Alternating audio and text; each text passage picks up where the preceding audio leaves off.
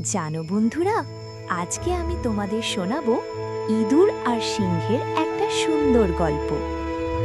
একদিন এক সিংহ জঙ্গলে ঘুমাচ্ছিল। হঠাৎ একটা ছোট ইঁদুর তার শরীরের ওপর দৌড়ে গেল। এতে সিংহটা রেগে গিয়ে ইঁদুরটাকে ধরে ফেলল এবং খেয়ে ফেলতে চাইল। ইঁদুরটা ভয়ে কাঁপতে কাঁপতে বলল, আমাকে ছেড়ে দিন, একদিন আমিও আপনার উপকার করতে পারবো। সিংহটা হেসে ভাবল, এত ছোট ইঁদুর তার কি উপকার করবে, তবুও দয়া করে ইঁদুরটাকে ছেড়ে দিল।